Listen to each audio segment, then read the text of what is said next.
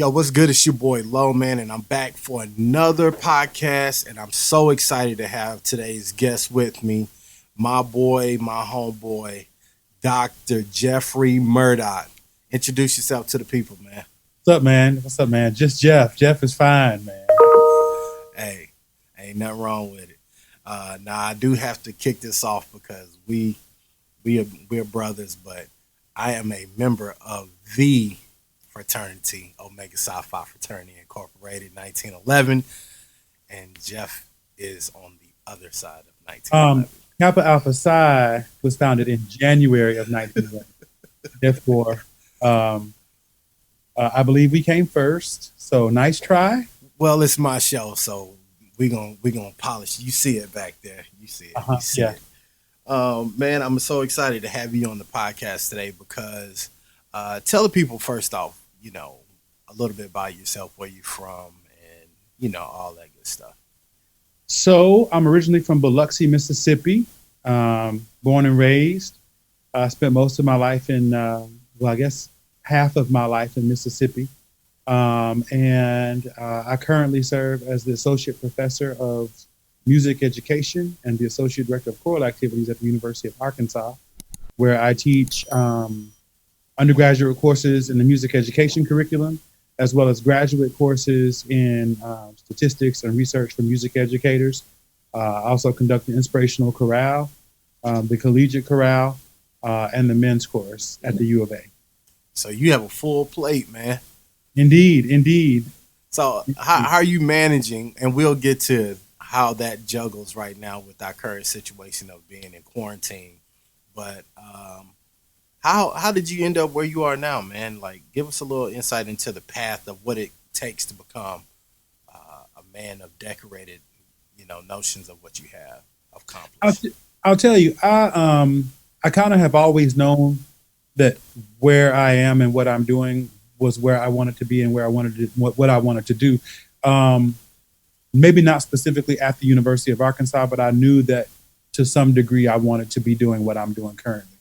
Although the way that it shaped itself and the way the journey to get here was different than I had expected, I think the end result is the same. So I remember, so I guess I did have a plan before that. So growing up in a military town, an Air Force town, I was always fascinated with the weather as a kid, and I was always fascinated with hurricanes. So I had this idea that I was going to go to flight school and learn how to fly planes, join the military, and then go to school for meteorology. And I was going to fly hurricane hunters and follow hurricanes and that sort of thing. But when I was a junior in high school, at Biloxi High School, we were at Choral Festival, or they call it a Mississippi contest. And I heard a choir. It was Pascagoula High School. And they sang Moses Hogan's Elijah Rock, and it changed my life, man. And I knew at that moment that I wanted to be involved with choral music. Now, I'd been involved with music all my life. I've been playing piano since I was 5. I have conducted ensembles, gospel ensembles, and other ensembles since I was 9. So it was not. It's been germane that this idea of conducting choirs.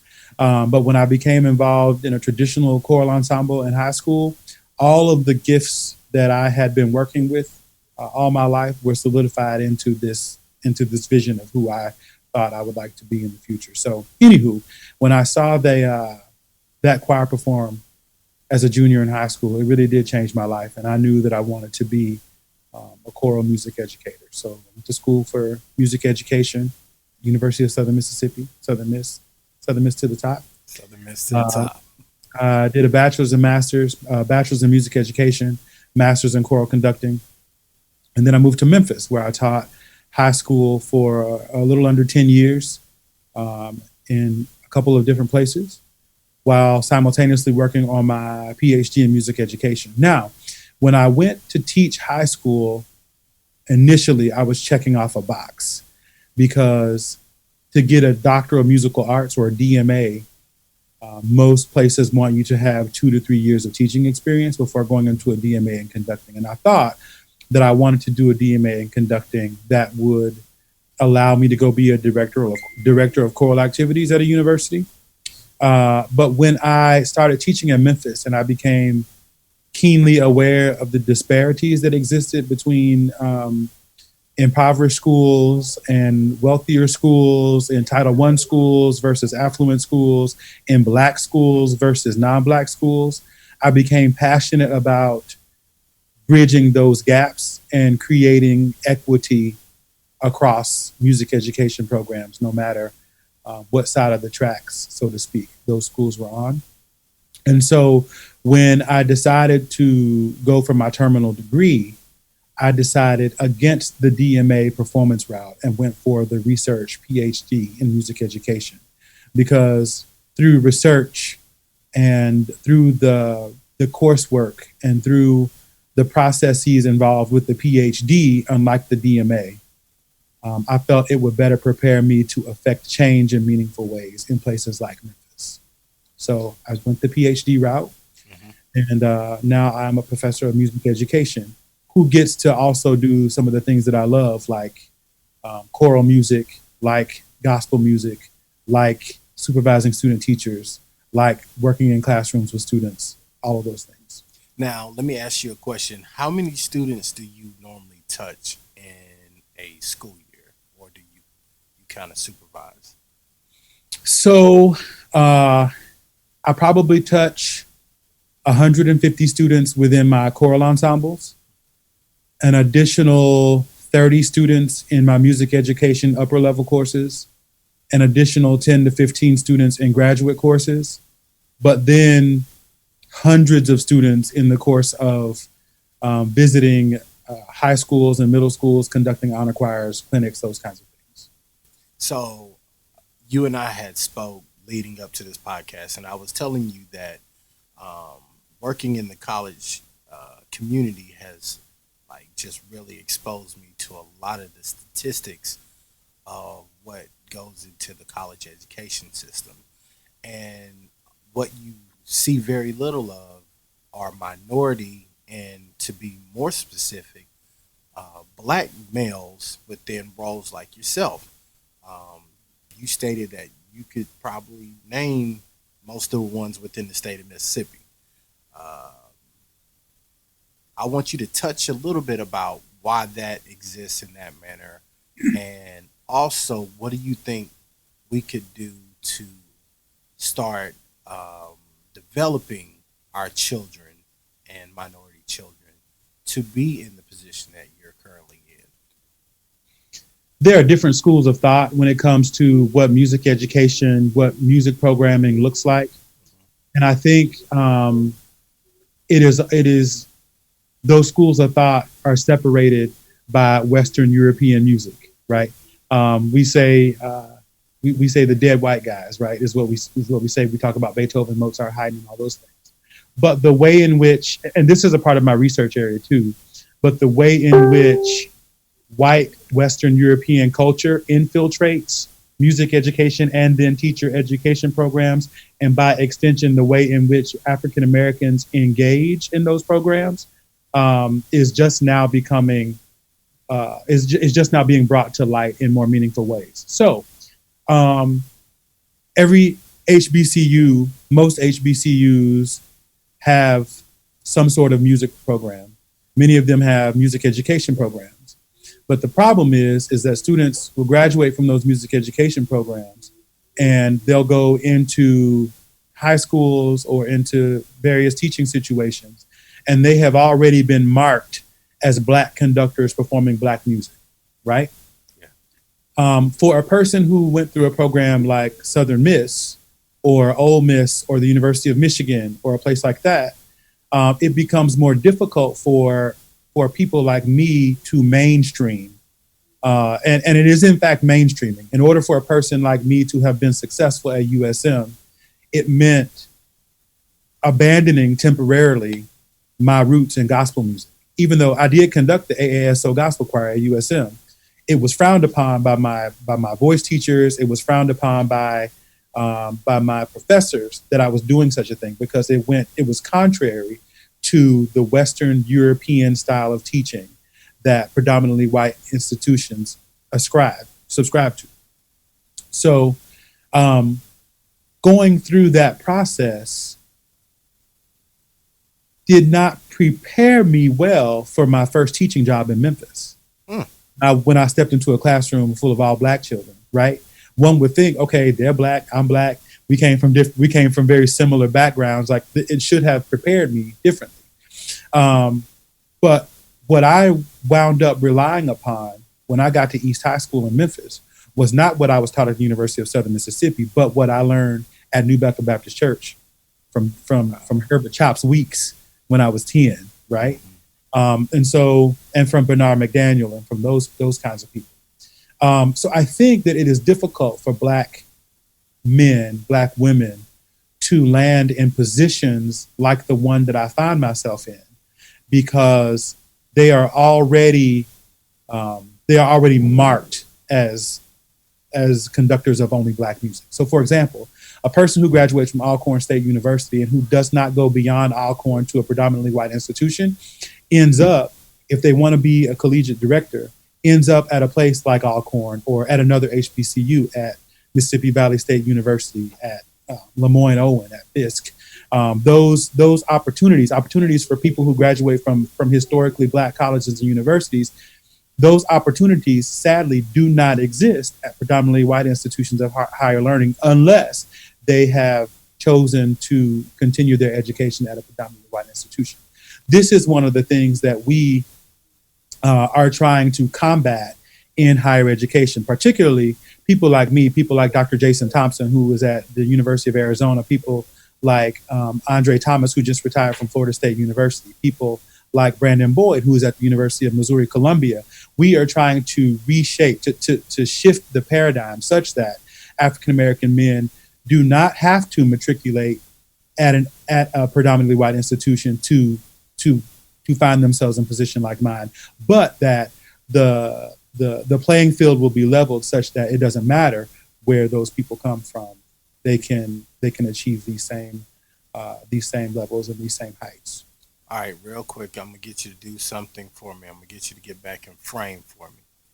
There you go. You're leaning on me. See, if you were cute, you'd have stood up straight. That's just our posture. All that shimmying y'all doing, y'all, yeah, there you go. But back to the conversation. You made an amazing point that I really want people to understand. You're at the University of Arkansas. Mm-hmm. How would you gauge the difference in the resources that you have at the University of Arkansas versus someone equally as gifted as you at an HBCU? Well, I'll tell you, because a place like the University of Arkansas is so competitive, there are students who are, my apology, there are students who are attempting to, because it's so competitive, there are students who are beating down the door to get into the University of Arkansas. Wow. So the scholarship dollars at a place like the University of Arkansas do not go as far. I'll tell you, when I graduated from high school, I was offered a full ride scholarship to Alcorn State University. But I chose not to go to Alcorn because even as a high school student, I knew that my chances of getting where I wanted to go, unfortunately, were going to be better at a PWI. Not necessarily, I don't say that it is unfortunate I went to USM. I'm saying it is unfortunate that as a 17-year-old, I knew that in order to get where I wanted to go, that I was going to have to go to a PWI. Now, when you say PWI, for those who are not aware of what that is. Predominantly white institution. Okay. So the scholarship dollars are plentiful at many HBCUs, but the trade-off is that when students graduate from HBCUs, they are not taken seriously in a world shaped by white Western European choral music. Now, I've often heard it say that those who are successful from HBCUs end up almost starting over and going to school all over again because they end up going to PWIs for their masters, for their doctorates, and it's those stamps of approvals that actually open the door. Mm-hmm. Exactly.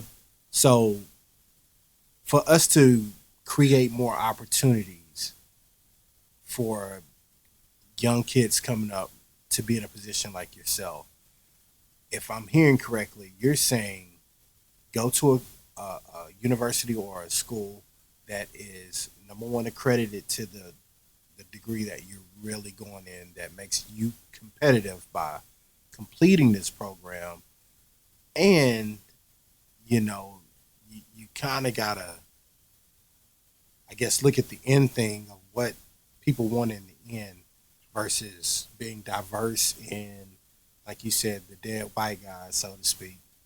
Because I'm sure you weren't teaching a lot of that at Memphis. I did though.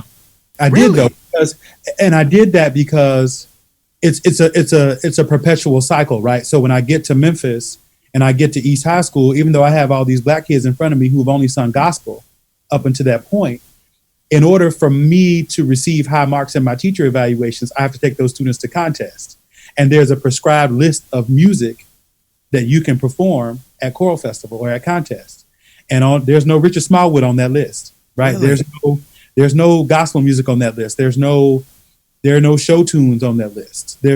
All of the music on that list is music that theretofore was inaccessible for those students. Wow. But what I had to realize when I was at East High School was I had to use what the students knew. We call it cultural responsive pedagogy, which is one of my areas of research, where we take the students from what they know. We take the students from Hezekiah Walker, from Kirk Franklin to from singing Tone, what's the name now? B. Slade. B. Slade. We take the students from that and we teach the concepts and principles of singing that music, and then we teach them how to apply those same concepts, principles, and techniques to singing Haydn, Mozart, Beethoven, right? Now, let me ask you a quick question, because here's something that's interesting to me. For those that don't know, Dr. Richard Smallwood is a classical trained arranger, composer, conductor.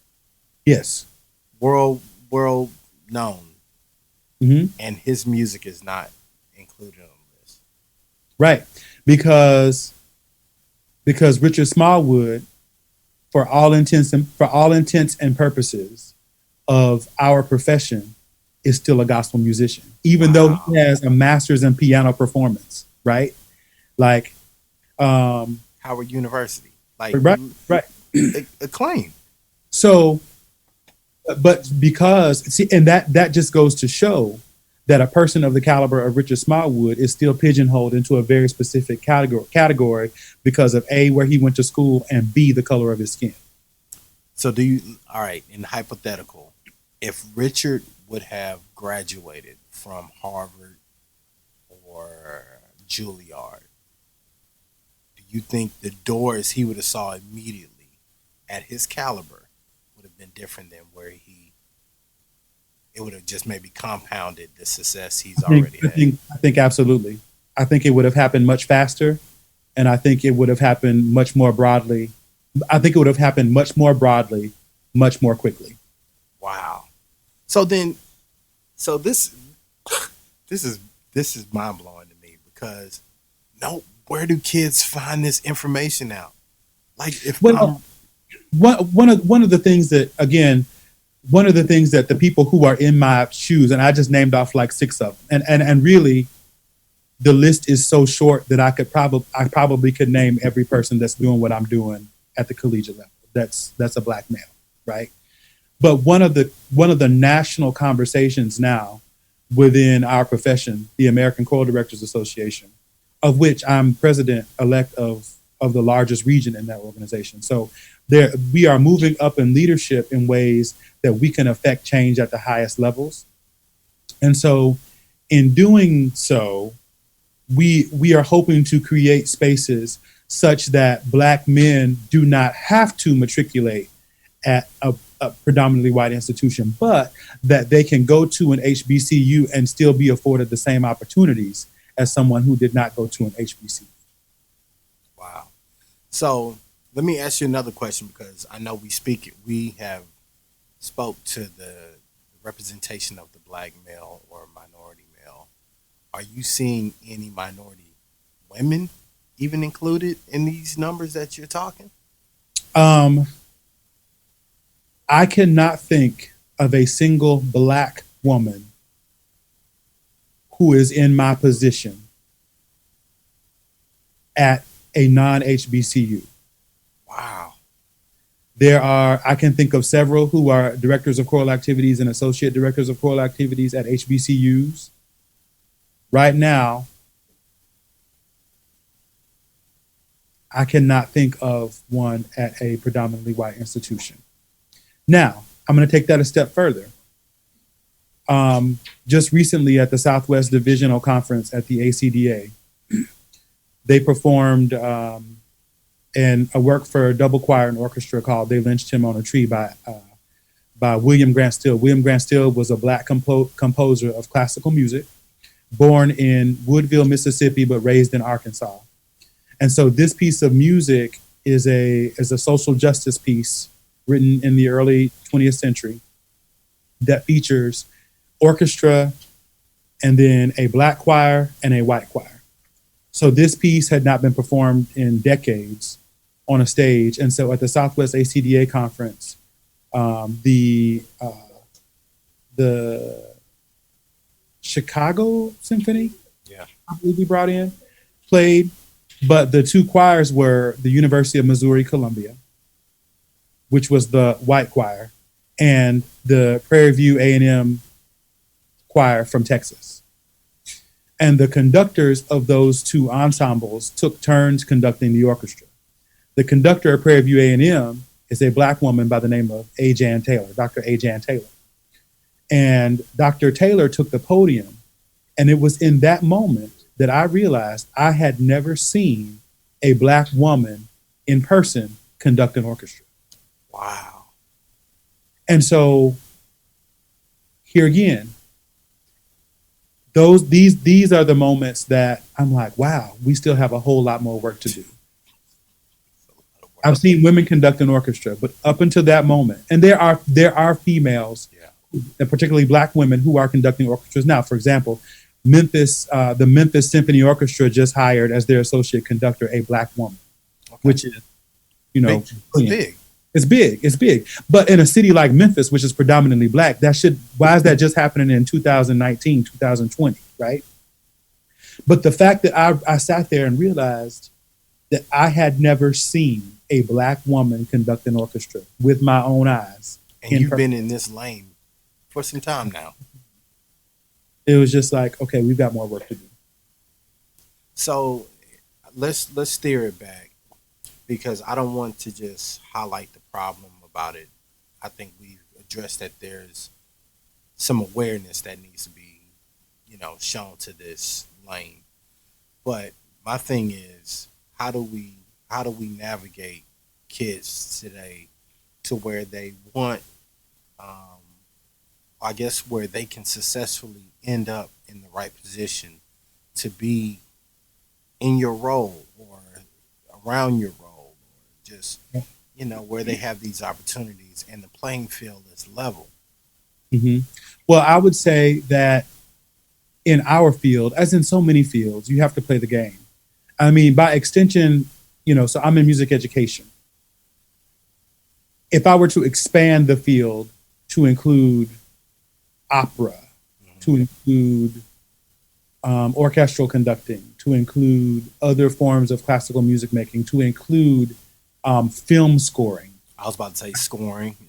To include all of those things, there's a game to be played. So, for example, unless we're talking about a modern opera, if I want to go to the Metropolitan Opera as a black male, there are only so many roles that I can carry, or that I would be, that I could be successfully cast for. Right. Most of these roles are written for very specific kinds of people. Yeah. So it's a game that most classically trained musicians will tell you, they've learned to play from an early age. And so I think for folks who are coming up, they need to make sure that they're on their theory. For folks who grew up like me, sitting on the organ when they were 7, 8 years old, like learn the chords, learn the structure of the chords, learn the chord progressions, but also learn the theory behind it. Learn how to read, right? Because those are the things that will open doors that just being able to play well won't open. You'd be amazed how many applications come across my desk at the University of Arkansas. And I'm like, I need to figure out how we can accept this kid. But then when that kid stands in front of the greater faculty and we start asking them questions about theory, they can't answer them. And so then I find myself having to become an advocate for those students, even though those students don't meet the prerequisites. Now, that's a different problem in and of itself in the way in which we audition students and the way in which we screen students for acceptability in higher ed music programs. That's another story for another day and another podcast. We'll have you back on for that. Okay. But until then, like students need to learn how to read music. They need to learn how to be versatile musicians, not only playing gospel music, but they need to work on their technique. They need to make sure if they're playing piano, if they're playing keys, they need to learn how to use, if I'm playing in the key of E flat, they need to learn which fingers go with which notes, right? Right. There are specific fingerings that go with each key. And those are things that if bad habits are developed and if bad habits are perpetuated and fostered, then those could be inhibitions when those students get to the audition process as a 17, 18-year-old. Okay, so let's go back right now because someone's mother or father could be saying, my child loves music, is very, musically inclined, but I don't have the money to buy a piano. I don't have the money to do X, Y, and Z. Are there any free resources that you know of that can help these kids start to properly prepare for the journey into what we're talking about with, a career in choral or, instruction? Well, I'll back up and say that many schools have a lot of the foundation that students need, they can get if they get into their music programs at school. Okay. Right. Our music programs, particularly in urban schools now, these music programs are equipping students for success if they want to be in my shoes one day. When I taught at East High School, I taught my students as if every one of them was going to go be a music teacher at some point. 3 of them are now music teachers, right? Of the hundreds of students that I taught, only 3 of them became music teachers. But I want them to have the tools necessary such that if they want to be a music teacher, they can be that. But what I also experienced at East High School was this mindset that if I take piano class from then Mr. Murdock, if I take a piano class from Mr. Murdock, I just want to learn how to make beats. And so it's a mindset that there's other work that needs to be done. And this was even a challenge that I ran into as an undergraduate. I was so good at what I did. I could sit down, I could hear a song one time, and I would sit at the piano and play it when I was 10, right? Mm-hmm. And so I didn't have to think a whole lot about music theory, even in my freshman, sophomore music theory courses, because if I heard it played one time, I could write down exactly what it exactly. Mm-hmm. And so that stuff came naturally to me. But if I couldn't hear it and they just put something in front of me and said, analyze this, I had to think about it a little bit more. Even though I was in band, I was in choir, I had all of those experiences. But there's a little bit more work that goes into that needs to go into it on the front end. Fortunately for me, my eye was always on the prize. And so in the spaces where I found myself deficient, I worked harder to overcome those deficiencies. But for a student who does not have that same work ethic, it becomes more and more difficult. So the resources are out there. I mean, just being in choir at school will give a student a leg up. Being in band at school will give a student a leg up. I was fortunate to have a piano teacher who took me on for $5 a lesson when I was a kid, right? That someone else paid for us because, so that I was blessed to have that experience. But you don't have to have a piano in your house to be able to be successful in this work, but you do have to be serious about learning. Man, there's theory lessons on YouTube. You can go to gminormusictheory.com online, and like there's free music lessons on theory and all that kind of stuff. There are all kinds of resources at our fingertips, right? Yeah. My 16-year-old daughter spends her entire life with her phone in her hand, right? If she spent 10 minutes a day on a music theory website, from now until the time she graduated, it could prepare her to be a freshman music major. So it's all about what we want and how bad we want it. And what would you recommend for them to start exposing themselves to musically? I know we talk about the dead white guys, but they're important in this path. So they're important. Who do you recommend? Just tell them some places to start that you recommend. Well, when we talk about functional harmony, when we talk about we can trace what you learn in a music theory classroom back to Bach, right? So understanding Bach, understanding the way Bach wrote, the way he organized chords, the way he organized melody, is a good foundation. Now, if you're a pianist, pulling out some of those Bach preludes, you can download them for free now at the imslp.org. You can download any Bach chorale or Bach prelude, and just like looking at them, listening to them, playing through them, because understanding Bach is the key to understanding Western functional harmony. Of course, Bach wasn't the first, right? Yeah. You can go. I mean, there's functional harmony goes all the way back to Gregorian chant. With Pope Gregory, and then you go through like medieval and Renaissance and all of that stuff before you get to Bach and the Baroque period. But understanding Bach is kind of the marker in time that music theorists and music historians kind of use as a placeholder. I even tell my folks who want to sing gospel music, I learned how to do runs by singing Bach, for real, really? Right? So structure. My runs, yeah. So I learned how to sing on the breath because a lot of Baroque music has all of this ornamentation. So if I'm singing from Bach's Christmas Oratorio, De Posu et Potentes, I'm not warmed up. So this demonstration that I'm about to give you might be a bit flawed. But if I'm singing De Posuit, De Posuit, which is Bach, right?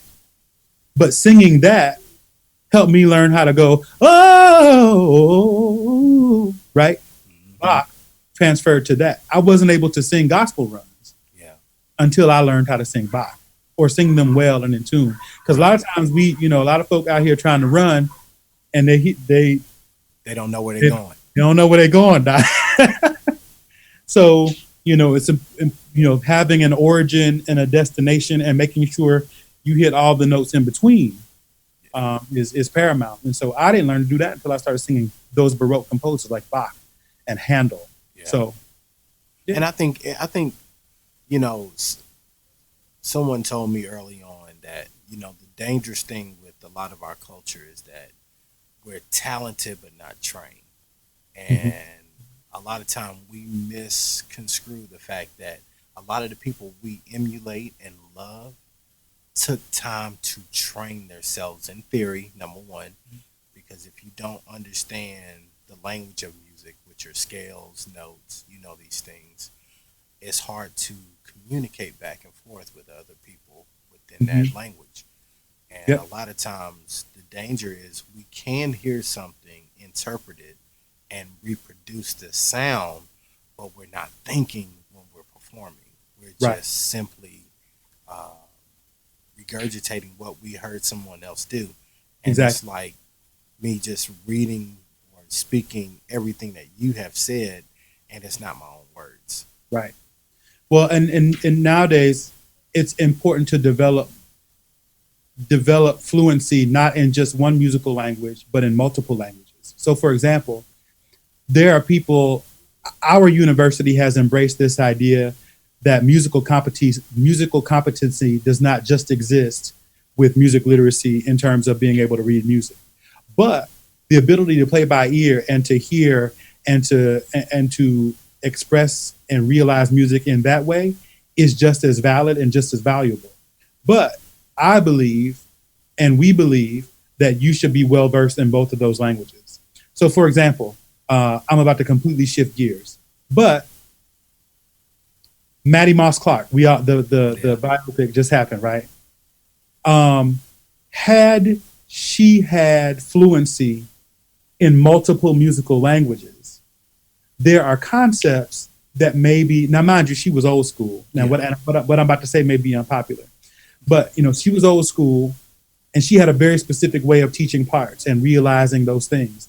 Like I read a Facebook post from one of my buddies this morning that because she didn't have the music literacy skills, she had to wake her girls up at 3 a.m. to hit the tape recorder to have them sing. My apologies. She had to wake her girls up at 3 a.m. to have them sing so that she would remember it the next morning. Yeah. Whereas if she had the musical literacy chops, she could have woken up, taken out a sheet of paper, wrote the chords down, went back to sleep, and never had to wake documented. Up. Exactly. Also, for those who are teaching, if I can teach different ways, if I have different ways in education, we call it differentiated instruction, right? If I have multiple ways of assigning a task for the different learners that are in my room, right. And when you add culture to that as well, culturally responsive pedagogy, then I can walk into a classroom and I have the tools to, let me put this on airplane mode. I have the tools to reach each student where they are. Yeah. So if Maddie Moss Clark had those tools, then when she gets frustrated in rehearsal because somebody doesn't get a note, then there's another method that she can use to teach, and then she can avoid having to throw shoes at people, right? So in today's music society, even in church music, Leo Davis at Mississippi Boulevard is a prime example of this. A person who can do all of the things by rote, and a person who can sit down and realize anything by reading the music on the page. Yeah. That is what's needed for church musicians, for higher ed musicians, no matter what field of music. If you want to go and be a gigger, if you want to go play on Beale Street, you need to be able to read music nowadays. Yeah. If you want to, no matter what you want to do in music in the 21st century, you need to have you need to be able to live in both worlds and be able to speak languages and function and speak those languages fluently. Well, since you brought up Dr. Maddie Moss Clark, I heard something that I would love to get your feedback on. They stated that she introduced the 3-part harmony. This is true. Seriously. This is true. Actually, I just gave a presentation at a conference where I mentioned that fact. This was about 3 weeks ago, where I mentioned that fact, and there were so many people who were surprised that it was Maddie Moss Clark who was instrumental in that 3-part harmony. Now, I will take that a step further and say that it was not just Maddie Moss Clark, because while Maddie Moss Clark was doing what Maddie Moss Clark was doing in the Church of God in Christ, Lucy B. Campbell was doing that same thing in the National Baptist Convention. Oh, really? So the storyline that we saw about Maddie Moss Clark in the Church of God in Christ, that storyline is almost paralleled with Lucy Campbell in the National Baptist Convention, right? And both of those things, because the Kojic headquarters were in Memphis, but Lucy B. Campbell, was also in Memphis. And so the way in which Maddie Moss Clark made stars on the Kojic stage, Lucy B. Campbell did that same thing for James Cleveland. Lucy B. Campbell did that same thing for those folks, for Thomas Dorsey. And I was about to say, because Thomas Dorsey was known a lot for those musical measures back then as well, during the same time. So yes, this idea of 3-part harmony was kind of brought to the forefront by Maddie Moss Clark, but it's important to know that her contemporaries were also doing it. Maddie Moss Clark had the platform to make it really go. So before Maddie Moss Clark and Miss Campbell were doing these things, was choir music or choral music more unison? So so I'm going to back up to Dorsey, who's known as the father of gospel music, right? So gospel music, a lot of people would say that the music of the music of the juke joints was birthed out of gospel music, but it was actually the other way around. Thomas Dorsey played in the nightclubs. Yeah. And so Thomas Dorsey was able to take the hymns, that 4-part harmony in the hymnals, right? He was able to take those hymns and incorporate what he was playing in the nightclubs. And that hybrid, that fusion is what became known as gospel music, right? And early gospel music was known as the devil's music because you could hear, you could hear those 12-bar blues forms. Ray Charles. Yeah, you could hear all of that stuff underneath gospel music. And so when people would sing gospel music, there was a lack of structure in early gospel music. So the songs were there, but a lot of it, just like the spirituals and just like a bunch of other black music, a lot of other black music that's out there, it was all passed down through oral tradition. So the music that was sung in the church was heterophonic in that there is a melody and most people kind of know the melody, but what you hear in the congregation is spontaneous harmony. So if someone in the church starts singing, I love the Lord, he heard my cry. And if there are 60 people in the church, they are all singing 60 different versions of that. Folks are harmonizing, and there are all of these different things that evolve from that. And so what happened was Maddie Moss Clark and Lucy Campbell added structure to that, right? And identify what it was. Exactly. Gotcha. Wow, man, that's good information. I was curious about that because I'm like, look, that thing just got good to me. I need to write that down and put it in an article. Yeah, man. But because a lot of times we hear things, and within our culture, it's natural for us to be musical. Mm-hmm. Like, it's not even something with rhythmic. It's like within us, for the most part, to just naturally just sing and blend. Perfect example is Frankie Beverly's "Before I Let Go."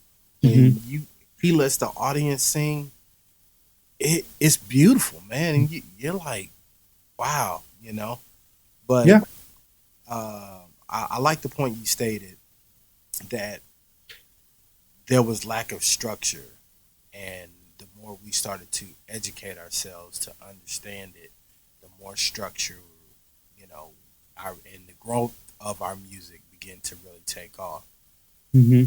So, I just think, like, man, a lot of times these are conversations that a lot of people don't readily get to have around the kitchen table or around, some social gathering, because it's not a lot of us that are in the position to even eloquently speak like you're doing about what actually is shaping what we love and enjoy, and I don't know, man, I think today that's what I kind of wanted to share with my audience about, the path to, just the musical approach of what you're in and the vein you're in, and why it is significant, because without people being able to understand the structure, I know a lot of our artists see success just being talented out the gate. They can't explain what the rhythm is, what the quarter note is, or the timing of things. We just produce what we know in our heads. But if someone was to tell you you had to score it out to copyright this melody, you know what I'm saying, or like, you wouldn't know how to do that. People, man, what are you talking about? I don't know what that means. I'm loving it. Like, that's copyrighted. Mm-hmm. Somebody, how many people?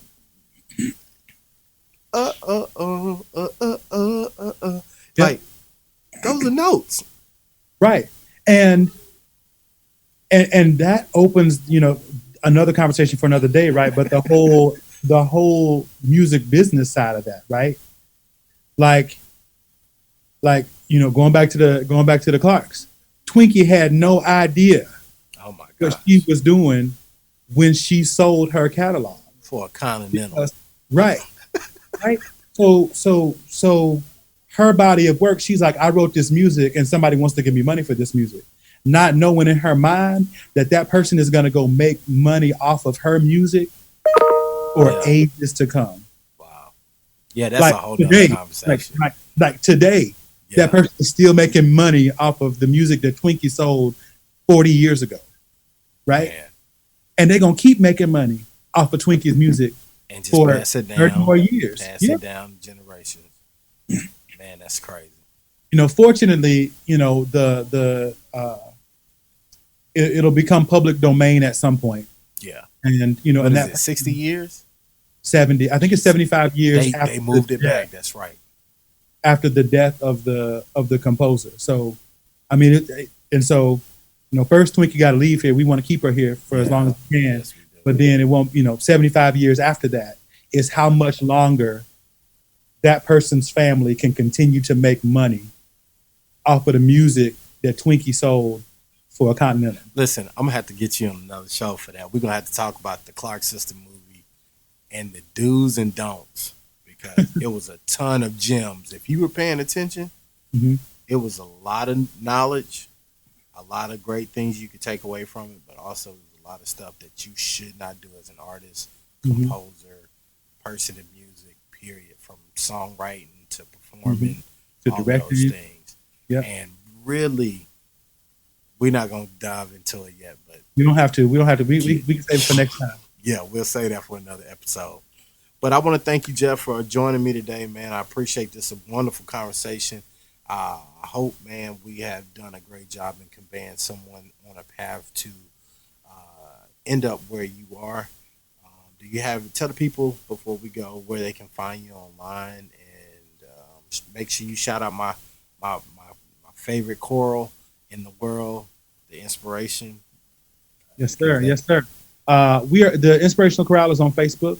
They just celebrated 40 years a couple years ago. You did my documentary. It's still a work in progress. Yeah, we still working. We're still working. But Inspirational Chorale is on Facebook as the University of Arkansas Inspirational Chorale.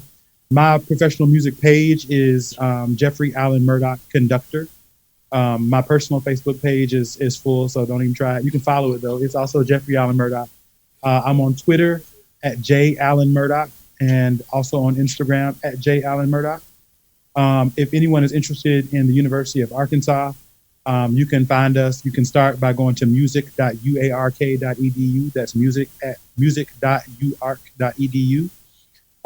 If you're interested in studying music, I would love to talk to you about what that process looks like. Man, that's awesome. And I can attest, and I'm telling you that Jeff runs an incredible, stellar program.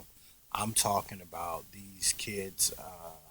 I was able to attend some of the stuff y'all did at the, what was it, the Walton Theater? Mm-hmm. Walmart's. Yeah, Walmart's Theater in Fayetteville, right? Mm-hmm. And it was, man, your kids, man, hands down, were, I put them up against anybody.